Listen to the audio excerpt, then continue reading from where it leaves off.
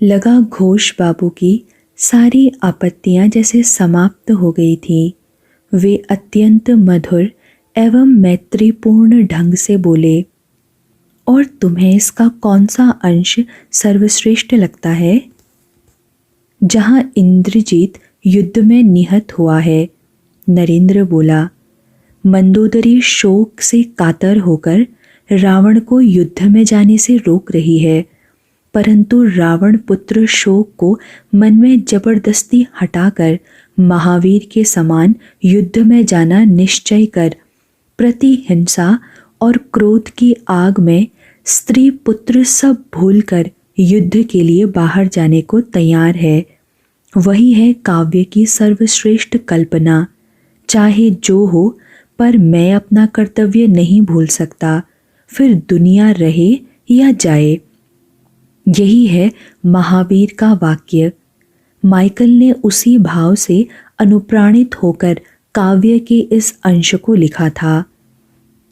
घोष बाबू ने विस्मय से नरेंद्र को देखा और बोले, मेरे पास आओ पुत्र। और जब नरेंद्र उनके निकट आया तो उन्होंने उसके सिर पर अपना हाथ रखकर कहा, सुखी रहो पुत्र, यशस्वी बनो। मुझे विश्वास है कि एक दिन संसार में चारों दिशाओं में तुम्हारा ही नाम गूंजेगा। वे विश्वनाथ की ओर मुड़े। विश्वनाथ बाबू, आप सौभाग्यशाली हैं जो भगवान ने आपको ऐसा पुत्र दिया। घोष बाबू चले गए। विश्वनाथ द्वार तक जाकर उन्हें विदा कराए। लौटकर उन्होंने देखा कि नरेंद्र उसी कमरे में शांत बैठा अनुद्वेलित भाव से कुछ पढ़ रहा था। विश्वनाथ कुछ क्षणों तक अपने अंतर्द्वंद से लड़ते रहे, किंतु फिर संकल्प पूर्वक उन्होंने पुकारा, नरेन। नरेंद्र ने पुस्तक पर से दृष्टि उठाकर पिता को देखा तो विश्वनाथ बोले, तुम पढ़ लिख रहे हो, ज्ञान प्राप्त कर रहे हो, तर्क करना सीख रहे हो, ये सब शुभ लक्षण है, किंतु इतने कटु होकर क्यों बोलते हो, जैसे कोई अभद्र और असंस्कृत व्यक्ति बोलता है। बोलते हुए दूसरे व्यक्ति की अवस्था तो देख लिया करो। नरेंद्र चकित था। मैंने कुछ अनुचित कहा क्या बाबा? अनुचित नहीं था क्या? विश्वनाथ बोले, वे कहते हैं कि टप्पा तो बहुत लोगों को अच्छा लगता है, तो तुम कहते हो कि कुछ लोगों को झिंगूरी की झनकार भी अच्छी लगती है। कोई शालीन लड़का अवस्था में स्वयं से बड़े लोगों के साथ इस प्रकार व्यवहार करता है क्या? नरेंद्र कुछ नर्म पड़ा। मैं क्या करूं बाबा, जब दूसरा व्यक्ति तर्कहीन अथवा स्तरहीन बात करता है तो मैं स्वयं को रोक नहीं पाता। किंतु स्वयं को संयत रखना तो सीखना चाहिए ना, विश्वनाथ ने कहा और भीतर चले गए। भुवनेश्वरी भीतर के कमरे से विश्वनाथ के खींचे हुए स्वर को सुन रही थी। वे भीतर गए तो उसने पूछा, क्या हुआ, नरेन को डांट क्यों रहे थे?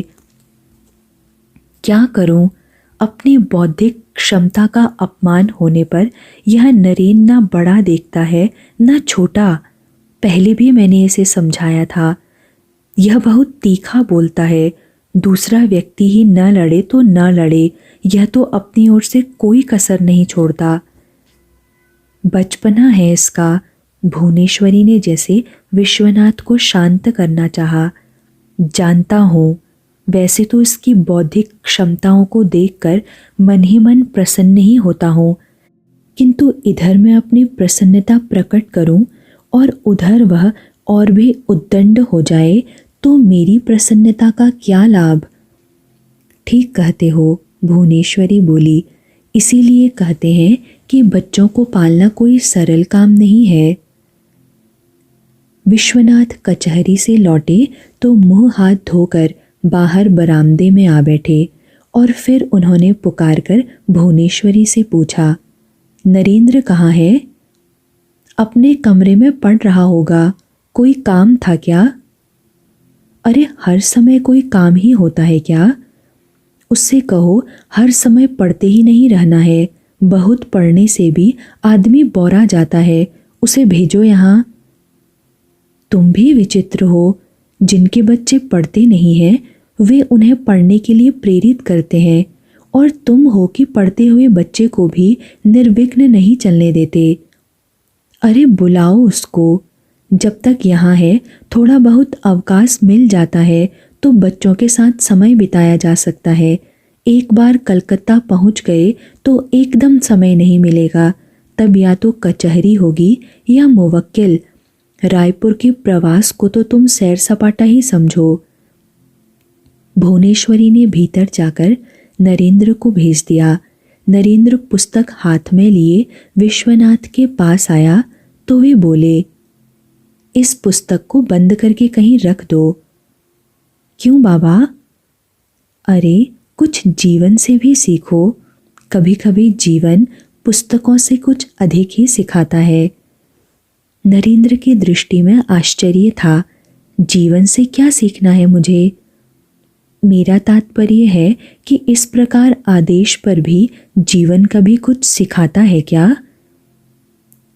विश्वनाथ बोले, जीवन नहीं सिखाता, जीवन का अनुभव सिखाता है, और मैं हूँ जीवन का भरपूर अनुभव।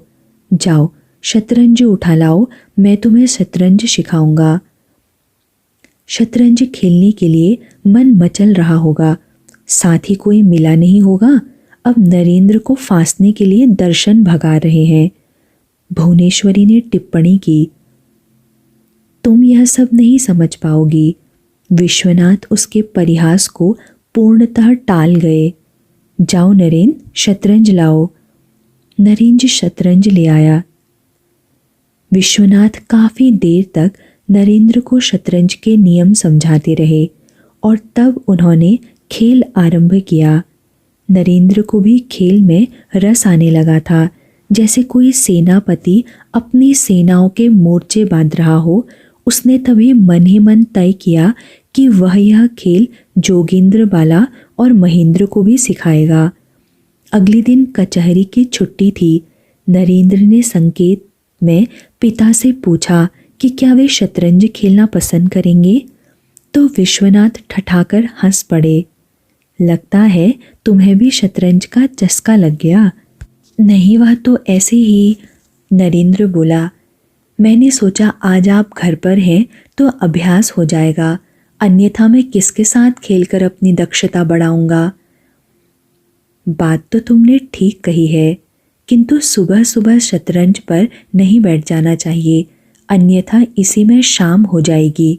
आओ आज मैं तुम्हारा संगीत का अभ्यास करवाऊं, मुझे भी तो पता चले कि तुम कैसा गाते हो। नरेंद्र को इसमें भी उतनी ही प्रसन्नता थी। वह तत्परता से हारमोनियम और तबले उठा लाया। विश्वनाथ ने जब बैठकर गाना आरंभ किया तो नरेंद्र को लगा कि उसके पिता जैसे कोई दूसरे ही व्यक्ति हो गए हों। वैसे रायपुर में उसने अपने पिता के जिस रूप को देखा था वह सचमुच ही कलकत्ते वाले रूप से बहुत भिन्न था। नरेंद्र के प्रति वैसे तो उनका व्यवहार सदा ही मैत्रीपूर्ण रहा था, किंतु रायपुर में वे कुछ अधिक ही उन्मुक्त हो गए थे, या शायद नरेंद्र की पहले से कुछ इतना बड़ा हो गया था कि वह उन्हें मित्र जैसा लगने लगा था। विश्वनाथ ने अपना स्वर रोककर कहा, मेरे साथ गाओ बिले मोशाए, और उन्होंने पुनः आरंभ किया। अब मैं नाचियो बहुत गोपाल, काम क्रोध को पहिरी चोलना, कंठ विषय की माल, महामोह के नूपुर बाजत, निंदा शब्द रसाल, भरम भरियो मन भयो पखावज, चलत कुसंगत चाल, तृष्णा नाद करत घट भीतर, नाना विधि देताल, माया को कटी फेंटा बांध्यो, लोभ तिलक दे भाल, कोटिक कला कांची देख राई, जल थल सुधि नहीं काल, सूरदास सबे अविद्या, दूरी करे नंदलाल। भजन समाप्त हुआ तो नरेंद्र बोला, आपका स्वर तो बहुत सधा हुआ है बाबा। विश्वनाथ हंसे, यदि मेरे स्वर को सधा हुआ मानोगे तो संगीत में कोई विशेष उन्नति नहीं करोगे। मैंने न तो ढंग से संगीत की शिक्षा पाई है और न ही मेरे पास अभ्यास का कभी समय रहा है। मैं चाहता हूँ कि तुम्हें संगीत की उत्तम शिक्षा मिले और तुम अभ्यास भी जमकर करो ताकि देश के शीर्षस्थ गायक बन सको। विश्वनाथ रुककर शून्य में देखते रहे, जैसे कहीं और खो गए हों, और फिर बोले, सत्य तो यह है पुत्र कि मैंने पिता का सुख नहीं पाया। तुम जानते हो, मेरे पिता जन्म के पश्चात ही गृह त्याग कर सन्यासी हो गए थे। शायद मेरे मन में कहीं गहरे यह बात बैठी है कि तुम लोगों को जितना अधिक सुख दे सकूं वह दूं, किंतु यह सुख सुविधा तुम लोगों के विकास के लिए है, भोग के लिए नहीं। सहसा विश्वनाथ उठ खड़े हुए और उन्होंने अपने आप को सायास बदल लिया। बोले, जाओ माँ से कह दो कि आज उन्हें खाना नहीं पकाना होगा, खाना मैं पकाऊंगा और तुम मेरी सहायता करोगे, या यूं समझ लो कि मैं तुम्हें खाना पकाना सिखाऊंगा। नरेंद्र माँ को सूचना देने चला गया और विश्वनाथ रसोई में आ गए। उन्होंने नौकर को भी बाहर निकाल दिया और पकाने की व्यवस्था में लग गए। नरेंद्र लौटा तो विश्वनाथ ने उसे समझाया कि मछली साफ कैसे की जाती है, उसे चीरा कैसे जाता है, उसके टुकड़े कैसे किए जाते हैं और फिर उसका झोल कैसे बनाया जाता है। उस दिन नरेंद्र खाने बैठा तो भोजन का स्वाद ही कुछ और था। वह समझ नहीं पाया कि यह भोजन केवल भिन्नता के कारण ही अधिक स्वादिष्ट लग रहा है या सचमुच ही बाबा माँ से भी अच्छे पाक शास्त्री हैं। नरेंद्र को यह भी लगा कि यह एक उपयोगी कला है जिसे सीख लेना प्रत्येक व्यक्ति के लिए लाभदायक हो सकता है। पिता ने यदि अपनी वकालत के साथ साथ इसे सीखा है तो नरेंद्र के पास तो उनसे कहीं अधिक समय है। विश्वनाथ अपने परिवार के साथ कलकत्ता लौटे तो घर के द्वार पर ही अनेक प्रकार के आभास मिले कि पीछे स्थिति में काफ़ी परिवर्तन हो गया है, किंतु उन्होंने स्वयं को तनिक भी विचलित नहीं होने दिया और अपना व्यवहार ऐसा ही बनाए रखा जैसे स्थितियों में तनिक भी परिवर्तन न हुआ हो। सामान घर के अंदर ले जाया गया। भुवनेश्वरी आशंकित तो पहले से ही थी, अब स्थिति भांपने में उन्हें क्षण भी नहीं लगा। वह उदास थी, तटस्थ भाव अपनाकर एक और खड़ी हो गई। विश्वनाथ सामान की देखभाल कर रहे थे और नरेंद्र सामान को कमरे में रखवा रहा था। सहसा नरेंद्र माँ के पास आया। माँ, वह कमरा जिसमें दीदी सोया करती थी उस पर ताला पड़ा हुआ है। भुवनेश्वरी ने उसे बुझी हुई दृष्टि से देखा और बोली, कोई बात नहीं, उस कमरे को तुम रहने ही दो। तुम्हारे काकू कहते हैं कि हरमोहिनी और स्वर्णमयी के विवाह के पश्चात हमें उस कमरे का करना ही क्या है। नरेंद्र को सामान के लिए स्थान तो मिल गया, किंतु उसकी समस्या का समाधान नहीं हुआ। उसने पूछा, पर वहाँ ताला क्यों है? वहाँ तुम्हारे काकू ने कुछ सामान रखवा दिया है। भुवनेश्वरी जैसे कुछ कहते कहते रुक गई। तुम सामान रखवा कर जाओ और अपने मित्रों से मिलाओ। नरेंद्र चला गया तो भुवनेश्वरी भी अपने कमरे में आ गई। विश्वनाथ वहीं बैठे कुछ कागज पत्र देख रहे थे। यहाँ से जाते हुए ही मेरे मन में आशंका थी कि कुछ न कुछ गड़बड़ी होगी। गड़बड़ी क्या है? सब पागलपन है। काली काका होते तो उनसे कुछ बात भी करता। अब ये हैं उनके लड़के वड़के, इनसे क्या कहूँ। भुवनेश्वरी को पति की इस दृष्टिकोण से तसल्ली नहीं हुई। उसके मन में तो कहने के लिए जैसे बहुत कुछ उमड़ घुमड़ रहा था। ससुर जी सब कुछ उनके हाथों में छोड़ गए और उन्होंने सारी जायदाद औने पौने ठिकाने लगा दी। वर्षों तक सारा परिवार आपकी आय से चलता रहा। ये लोग भूल गए कि इनके बाबा कुछ भी नहीं कमाते थे, आपके ही पैसों से इनका लालन पालन हुआ है। तुम क्यों अपना मन खराब करती हो? पहले तो लगा कि विश्वनाथ बहुत कुछ कहने को आतुर हैं, किंतु फिर उन्होंने स्वयं को संयत कर लिया। धीरे से शांत वाणी में पत्नी से बोले, एक बात का ध्यान रखो भुवनेश्वरी, और यह मात्र तुम्हें सांत्वना नहीं दे रहा हूँ, अपने मन की वास्तविक निष्ठा तुम्हारे सामने प्रकट कर रहा हूँ। भुवनेश्वरी ने अपना क्षोभ त्याग कर मधुर ढंग से अपने पति की ओर देखा तो विश्वनाथ बोले, मैं सच्चे मन से मानता हूँ कि जीवन में जो धन संपत्ति और उसका भोग हमें मिलता है वह ईश्वर का दिया हुआ है। यह दूसरी बात है कि वह किस माध्यम से देता है। मेरा मन कहता है कि धन तो वही देता है, किंतु किसी को श्रम के बदले में देता है, किसी को हत्या करवाकर। कोई मनुष्य के रूप में धन पाता है और कोई जोंक के रूप में, कोई राक्षस के रूप में, कोई पिशाच के रूप में। जो धन हमारा अपना होता भी है उसका हम उतना ही भोग कर सकते हैं जितना हमारे भाग्य में होता है। अन्यथा यह धन संपत्ति छोड़कर मेरे पिता सन्यासी न हो जाते। इसलिए मन में यही आस्था रखो कि मेरा धन वही है जिसका भोग भी मेरे भाग्य में हो। अन्य लोग भी वही पा रहे हैं जो ईश्वर ने उन्हें दिया है, चाहे वह हमारे माध्यम से दिया गया हो। देता तो हमें भगवान ही है, वह चाहे पिता पितामह बनकर दे, मुवक्किल बनकर दे, सरकार बनकर दे, स्वामी बनकर दे। इसलिए मन में क्लेश मत लाओ। काली काका के परिवार का भरण पोषण मैंने नहीं किया, वह भगवान ने ही किया है। बात केवल इतनी ही है कि ईश्वर ने उसका यश मुझे दिया है।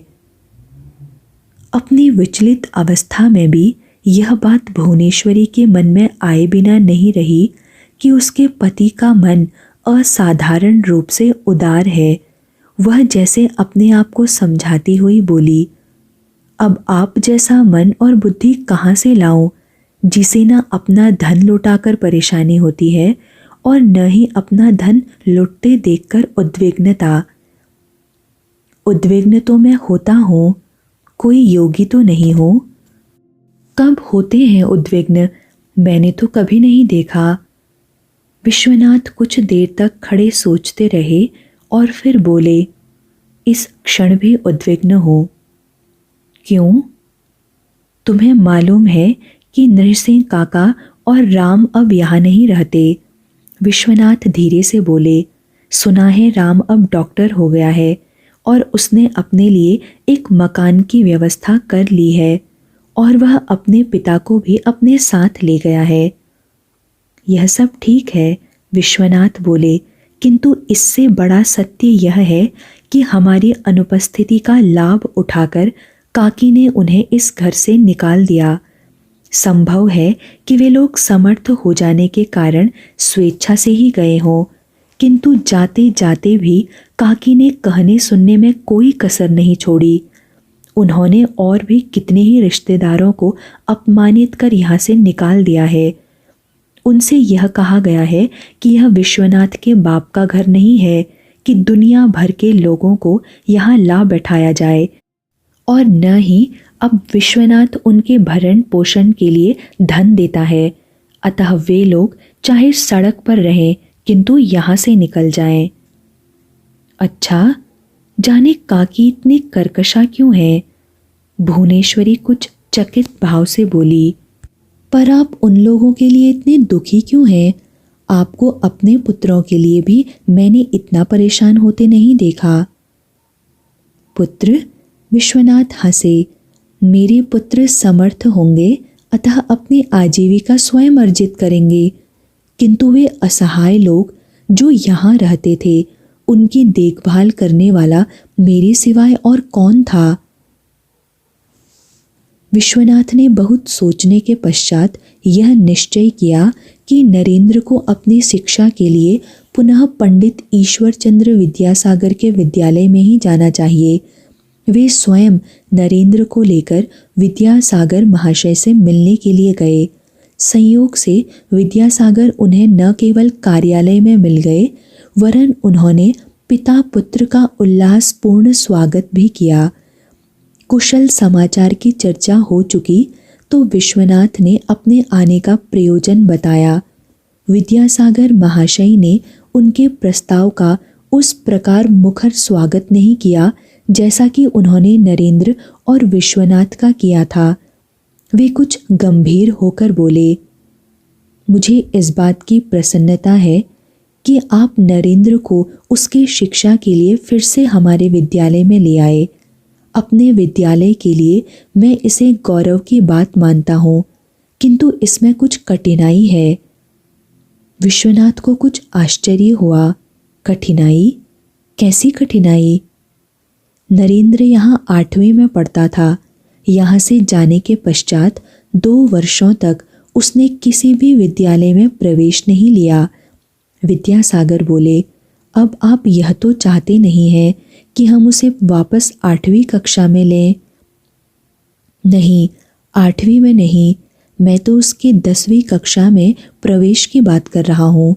विश्वनाथ बोले, हम लोग कलकत्ता से बाहर न गए होते तो वह इस वर्ष आपके विद्यालय की 10वीं कक्षा में ही होता।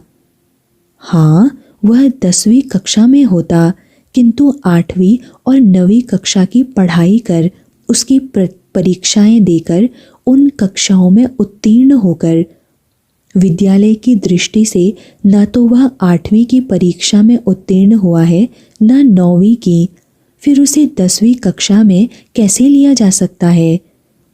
विश्वनाथ ने हल्की सी असहायता का अनुभव किया, किंतु उनका आत्मविश्वास डोला नहीं।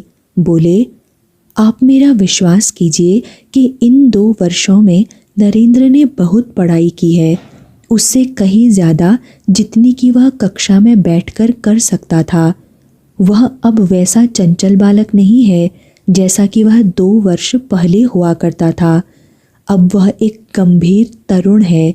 बांग्ला, संस्कृत, अंग्रेजी, इतिहास और गणित में उसकी अच्छी गति है।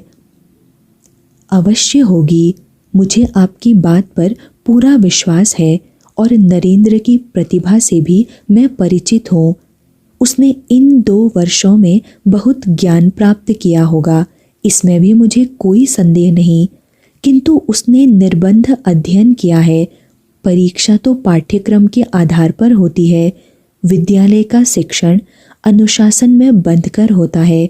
जब अपने ज्ञान को वह परीक्षाओं के अनुशासन में बांधेगा तो उसे ज्ञात होगा कि कहीं वह बहुत ऊंचाई पर चला गया है, इसलिए उसका नीचे उतरना कठिन हो रहा है, और कहीं वह अभी आरंभिक स्थिति में ही है, उसके लिए उसे अभी और बहुत अध्ययन करना होगा। यह भी संभव है कि वह इस निष्कर्ष पर पहुँचे कि बहुत सारे विषय तो उससे सर्वथा छूट ही गए हैं। यह सब कुछ सही है, किंतु जब आप लोगों के निर्देशन में पढ़ेगा तो अपने ज्ञान को पाठ्यक्रम के अनुसार ढाल लेगा। इसका अर्थ समझ रहे हैं आप? उसे इन 3 वर्षों की पढ़ाई 1 वर्ष में करनी होगी। उस सारे वार्तालाप में पहली बार नरेंद्र बोला, मैं करूँगा। विद्यासागर ने नरेंद्र की ओर देखा। उनकी आंखें कह रही थी कि वे इस बालक को कैसे समझाएं। मुझे स्वयं तुम पर बहुत विश्वास है नरेंद्र, विद्यासागर बोले। मैं यह नहीं चाहता कि इन परिस्थितियों के कारण तुम्हारे जीवन के वे अमूल्य 2 वर्ष व्यर्थ जाएं, किंतु मैं यह भी नहीं चाहता कि इन वर्षों को बचाने के लिए तुम किसी प्रकार 3य श्रेणी में प्रवेशिका पास करो और जीवन भर वह 3य श्रेणी का प्रमाण पत्र तुम्हारे माथे पर चिपका रहे। नरेंद्र तनिक भी हतप्रभ नहीं हुआ। वह पूर्ण आत्मविश्वास के साथ बोला, मुझे विश्वास है कि आपको मुझसे निराश नहीं होना पड़ेगा गुरु महाशय। ईश्वर चंद्र असमंजस में निष्क्रिय से खड़े रहे।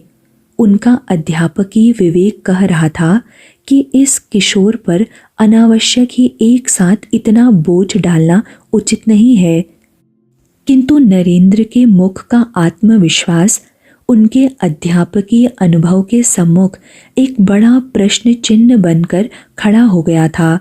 संभव है कि वह सफल हो ही जाए, मानवीय क्षमता की कोई सीमा नहीं है, तो फिर विद्यासागर क्यों उसके मार्ग की बाधा बन रहे हैं? उनका मन विह्वल हो उठा। उन्होंने कुछ कहा नहीं, किंतु अपना हाथ नरेंद्र के सिर पर रख दिया। नरेंद्र को विद्यालय में छोड़कर विश्वनाथ घर पहुँचे तो पाया कि भुवनेश्वरी बहुत विचलित मनः स्थिति में थी। क्या बात है? वह धीरज मुखर्जी है ना? वे अपनी कन्या का विवाह कर रहे हैं, भुवनेश्वरी ने बताया। यह तो प्रसन्नता का विषय है, इसमें परेशानी क्या है? परेशानी यह है कि मोहल्ले वालों का कहना है कि विवाह तो केवल कन्या का होता है। धीरज मुखर्जी की पुत्री कन्या नहीं, बाल विधवा है। ओह, ये मोहल्ले वाले, ये लोग धीरज को अवश्य परेशान करेंगे। हमें मुखर्जी बाबू की सहायता करनी चाहिए, भुवनेश्वरी ने जैसे पति के सामने प्रस्ताव रखा। चलो चलते हैं, मैं देखता हूँ कौन विवाह को रोकता है। विश्वनाथ कुछ आवेश में थे। यदि मोहल्ले वालों ने गड़बड़ की तो पुलिस बुलवा लूंगा। नरेंद्र के मित्र उसे बाहर ले जाने के लिए आए थे, किंतु नरेंद्र उस समय सितार लिए बैठा था। ओहो, तो तुम सितार भी सीखते हो? माणिक ने कहा। नरेंद्र ने अपना हाथ रोक लिया और सितार को एक ओर रखकर बोला, आओ बैठो। बैठने के लिए तो हम आए ही नहीं, हम तो तुम्हें भी ले जाने के लिए आए हैं। क्या तुम अपना यह सितार वादन स्थगित कर सकोगे? नरेंद्र ने असमर्थता से उनकी ओर देखा। केवल रियाज की बात होती तो मैं छोड़ भी देता और तुम लोगों के साथ चल पड़ता, किंतु अभी बेनी उस्ताद आने वाले हैं। ये बेनी उस्ताद कौन है? प्रियनाथ ने जिज्ञासा की। अरे, तुम उन्हें नहीं जानते? इतने विख्यात संगीतज्ञ हैं, तो वे यहाँ क्या करने आ रहे हैं? हिमाली ने अटपटाकर पूछा। वे मुझे संगीत सिखाते हैं। अरे, उस दिन तो तुम कह रहे थे कि तुम उस्ताद अहमद खान से सीख रहे हो। हाँ, नरेंद्र मुस्कुराकर बोला। पिताजी ने ऐसा प्रबंध किया है कि मैं कम समय में अधिक सीख सकूं, इसलिए कई अच्छे अच्छे संगीतज्ञों से शिक्षा पा रहा हूँ। कौन कौन लोग हैं वे जो आजकल तुम्हारे संगीत के गुरु हैं? तरुण के स्वर में स्पष्ट उपहास था। इसमें उपहास की बात नहीं है, मैं सचमुच कई गुरुओं से शिक्षा पा रहा हूँ, नरेंद्र मुस्कुराया। और आजकल गुरु हैं, इसका क्या अर्थ? गुरु शिष्य का नाता केवल वर्तमान तक सीमित नहीं होता। जिनसे मैं आजकल सीख रहा हूँ, केवल वे ही मेरे गुरु नहीं हैं, वरन जिन लोगों से मैंने कभी भी कुछ भी सीखा है, वे सब लोग मेरे पूज्य गुरु हैं। संगीत में यह नहीं होता कि हम कहें कि अमुक उस्ताद मेरे गुरु थे। इसका क्या अर्थ? प्रियनाथ जैसे उसका विरोध करता हुआ बोला। जब हम शिक्षा पा चुकते हैं तो अपने गुरुओं के विषय में यही तो कहेंगे कि अमुक कक्षा में वे हमारे गुरु थे। हाँ, सामान्यतः यही कहा जाता है, नरेंद्र बोला, किंतु यह उचित नहीं है। माता हमें जन्म देती है तो बड़े होकर हम नहीं कहते कि जन्म देते समय वह हमारी माता थी। प्रत्येक व्यक्ति जीवन के किसी एक मोड़ पर हमारे विकास में अपना योगदान करता है। उसके पश्चात कर्म चाहे समाप्त हो जाए, किंतु संबंध तो वही रहता है। अच्छा भाई, तुम यही बताओ कि कौन कौन तुम्हारे संगीत गुरु हैं? तरुण ने जैसे झल्लाकर कहा। हम आपत्ति करेंगे तो तुम अपना कोई ना कोई दर्शन हमें पढ़ाना शुरू कर दोगे। मेरे गुरु हैं बेनी उस्ताद, अहमद खान, वज़ीर खान, बड़े दूनी खां, छोटे दूनी खां, कन्हाई लाल टेडी, जगन्नाथ मिश्र, काशी घोषाल। इतने सारे लोग! गोपू घबरा गया। आखिर तुम सीख क्या क्या रहे हो? मैं सीख रहा हूँ गायन और वाद्य यंत्रों में पखावज, तबला, इसराज और सितार। तो इनके लिए तुम अलग अलग रियाज भी करते होगे। हाँ, साधना के बिना कहीं भी सिद्धि नहीं है। तो तुम पढ़ते कब हो? शेष समय पढ़ता ही तो हूँ, नरेंद्र हंसकर बोला। वह शेष समय होता कौन सा है? माणिक ने पूछा। दिन के समय तुम कक्षा में होते हो, अध्यापकों के भाषण सुनते हो, उनके प्रश्नों के उत्तर देते हो, उनसे प्रशंसा पाते हो, फिर घर पर इतना संगीत सीखते हो। फिर समय कब बचता है? आखिर दिन में तुम्हारे लिए भी तो 24 ही घंटे हैं। नरेंद्र हंस पड़ा। दिन में घंटे तो 24 ही होते हैं। कुछ लोगों के लिए रात सोने भर का समय है, पर मेरे लिए सारी रात काम के लिए है। अब बताओ, दिन में कितने घंटे हुए?